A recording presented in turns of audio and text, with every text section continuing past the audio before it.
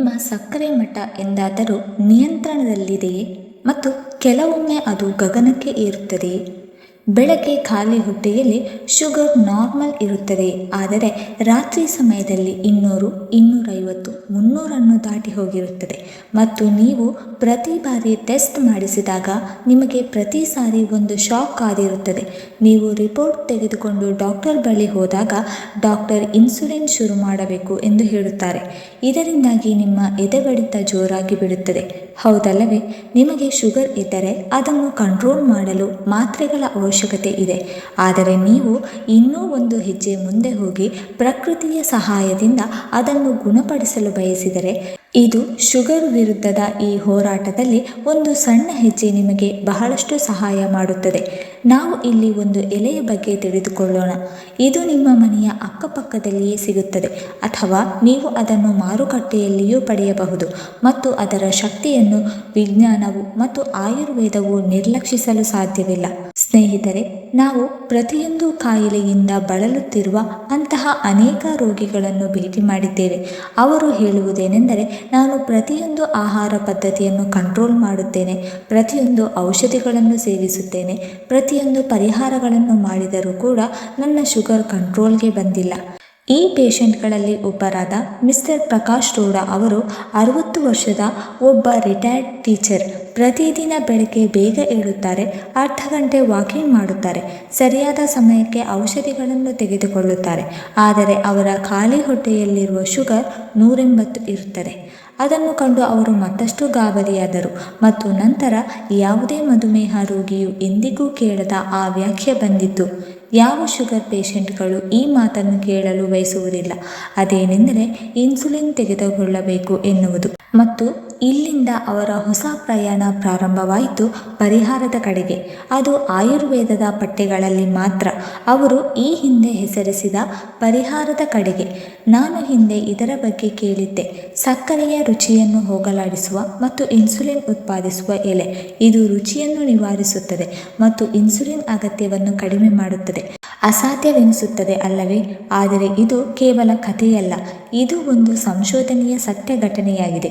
ಇದು ಒಂದೇ ಎಲೆ ಅಲ್ಲ, 3 ತರಹದ ಎಲೆಗಳು. ಸೈನ್ಸ್ನಲ್ಲಿ ಅವುಗಳ ಮೇಲೆ ರಿಸರ್ಚ್ ಮಾಡಲಾಗಿದೆ ಮತ್ತು ಆಯುರ್ವೇದದಲ್ಲಿಯೂ ಕೂಡ ಇದನ್ನು ಒಪ್ಪಿಕೊಳ್ಳಲಾಗಿದೆ. ಹಾಗಾದರೆ ಬನ್ನಿ, ಇಂದಿನ ಈ ವಿಡಿಯೋದಲ್ಲಿ ಈ 3 ರೀತಿಯ ಎಲೆಗಳ ಬಗ್ಗೆ ನಾವು ತಿಳಿದುಕೊಳ್ಳೋಣ. ನಮ್ಮ ಶುಗರ್ ಲೆವೆಲನ್ನು ಕಂಟ್ರೋಲ್ನಲ್ಲಿ ಇಟ್ಟುಕೊಳ್ಳಲು ಈ 3 ರೀತಿಯ ಎಲೆಗಳು ತುಂಬ ಸಹಾಯ ಮಾಡುತ್ತದೆ.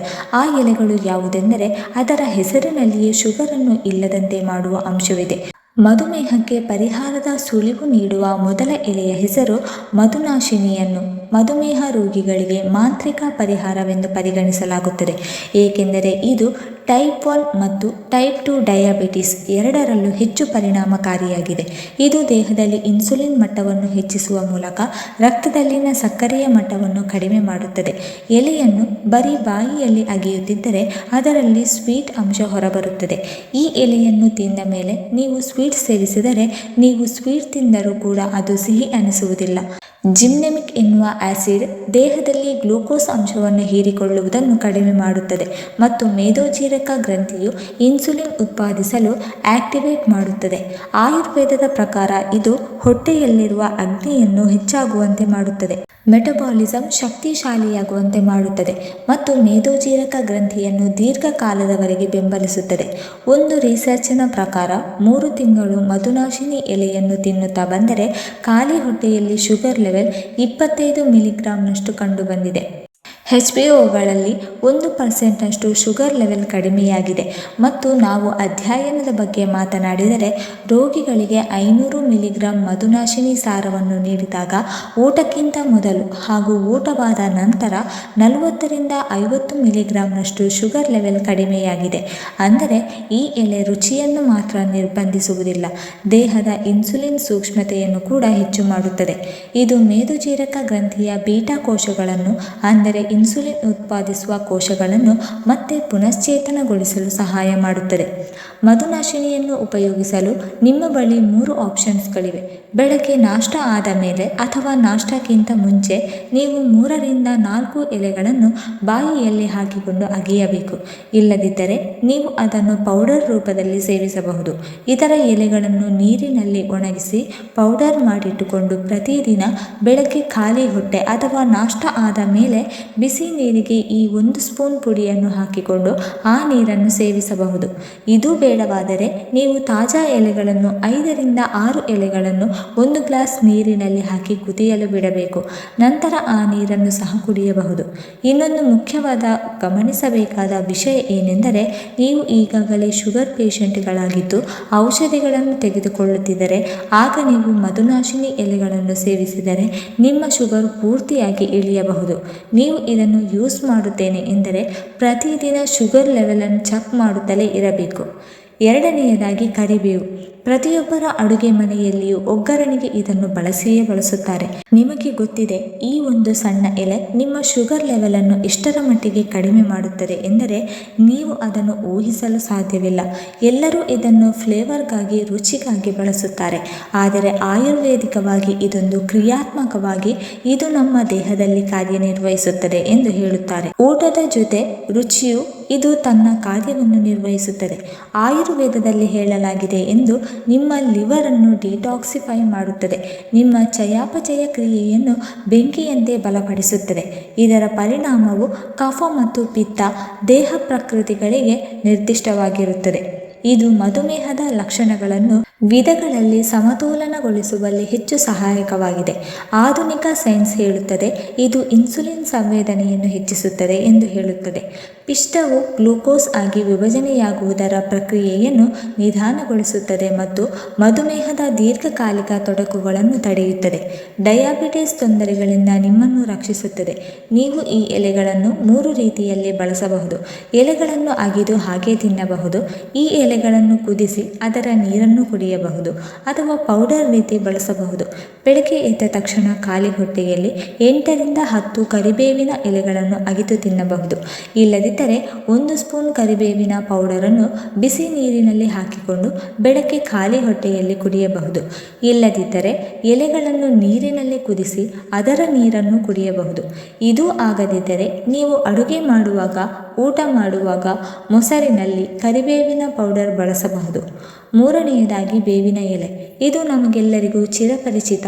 ಬೇವಿನ ಎಲೆ ರುಚಿಯಲ್ಲಿ ಕಹಿಯಾಗಿರಬಹುದು, ಆದರೆ ಇದು ನಿಮ್ಮ ರಕ್ತದಲ್ಲಿನ ಸಕ್ಕರೆಯನ್ನು ನಿರ್ವಿಷಗೊಳಿಸುವ ಸಂಕೇತವಾಗಿ ಕಾರ್ಯನಿರ್ವಹಿಸುತ್ತದೆ.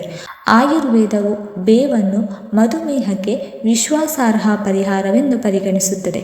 ಬೇವು ಮಾತ್ರವಲ್ಲ, ಅನೇಕ ಶಾಸ್ತ್ರೀಯವಾಗಿ ಇದನ್ನು ಮಧುನಾಶಿನಿಯಂತಹ ಔಷಧಿಗಳೊಂದಿಗೆ ಆಯುರ್ವೇದದ ಸಂಯೋಜನೆಯಲ್ಲಿಯೂ ಬಳಸಲಾಗುತ್ತದೆ. ಮತ್ತು ಅತ್ಯಂತ ಮುಖ್ಯವಾದ ವಿಷಯ ಏನೆಂದರೆ ಬೇವು ಮಧುಮೇಹದಿಂದ ಉಂಟಾಗುವ ತೊಡಕುಗಳನ್ನು ಕಡಿಮೆ ಮಾಡುತ್ತದೆ. ಇದನ್ನು ಈ ರೀತಿಯ ಔಷಧಿಗಳೊಂದಿಗೆ ಬಳಸಲಾಗುತ್ತದೆ. ಮತ್ತು ಅತ್ಯಂತ ಮುಖ್ಯವಾದ ವಿಷಯ ಏನೆಂದರೆ ಬೇವು ಗಾಯವಾಸಿಯಾಗುವುದು ವಿಳಂಬವಾಗಬಹುದು. ಚರ್ಮದ ಸೋಂಕುಗಳು ಮುಂತಾದ ಸಮಸ್ಯೆಗಳಿಗೂ ಇದು ಬಹಳ ಸಹಾಯ ಮಾಡುತ್ತದೆ. ಮತ್ತು ದುರ್ಬಲ ರೋಗ ನಿರೋಧಕ ಶಕ್ತಿ ಇತ್ಯಾದಿ. ಬೇವಿನ ಎಲೆಗಳಲ್ಲಿ ನಿಮ್ಮಿಡೇನ್ ಇದೆ ಎಂದು ವಿಜ್ಞಾನ ಹೇಳುತ್ತಾರೆ. ನಿಮ್ಮಿಡೇನ್ ಮತ್ತು ಶಕ್ತಿಶಾಲಿ ಫ್ಲೇವನಾಯ್ಡ್ಗಳು ಈ ಸಂಯುಕ್ತಗಳು ನಿಮ್ಮ ಜೀವಕೋಶಗಳಿಂದ ಇನ್ಸುಲಿನ್ ಉತ್ಪಾದನೆಯನ್ನು ಪ್ರತಿಬಂಧಿಸುತ್ತದೆ. ಗ್ರಾಹಕಗಳು ಹೆಚ್ಚು ಸ್ಪಂದಿಸುವಂತೆ ಮಾಡುತ್ತದೆ. ಇದು ಇನ್ಸುಲಿನ್ನ ಪರಿಣಾಮಕಾರತ್ವವನ್ನು ಹೆಚ್ಚಿಸುತ್ತದೆ. ಈ ಬೇವಿನ ಎಲೆಗಳನ್ನು ಪ್ರತಿದಿನ ಬೆಳಗ್ಗೆ 4ರಿಂದ 5 ಎಲೆಗಳನ್ನು ಖಾಲಿ ಹೊಟ್ಟೆಯಲ್ಲಿ ಅಗಿದು ಸೇವಿಸಬೇಕು. ಪೌಡರ್ ರೂಪದಲ್ಲಿಯೂ ಕೂಡ ಇದನ್ನು ಬಳಸಬಹುದು. ನಂತರ 8ರಿಂದ 10 ಎಲೆಗಳನ್ನು ನೀರಿನಲ್ಲಿ ಕುದಿಸಿ ಅದರ ಕಷಾಯವನ್ನು ಕುಡಿಯಬಹುದು. ಸ್ನೇಹಿತರೆ, ಮಧುನಾಶಿನಿ, ಕರಿಬೇವು ಹಾಗೂ ಬೇವಿನ ಎಲೆಗಳು ಈ 3 ಎಲೆಗಳು ಬೇರೆ ರೀತಿಯ ಗುಣಗಳನ್ನು ಹೊಂದಿದೆ. ಆದರೆ 3 ಎಲೆಗಳ ಕೆಲಸ ಮಾತ್ರ ಒಂದೇ. ಅದೇನೆಂದರೆ ನೈಸರ್ಗಿಕವಾಗಿ ನಿಮ್ಮ ಶುಗರನ್ನು ಕಂಟ್ರೋಲ್ ಮಾಡುವುದು.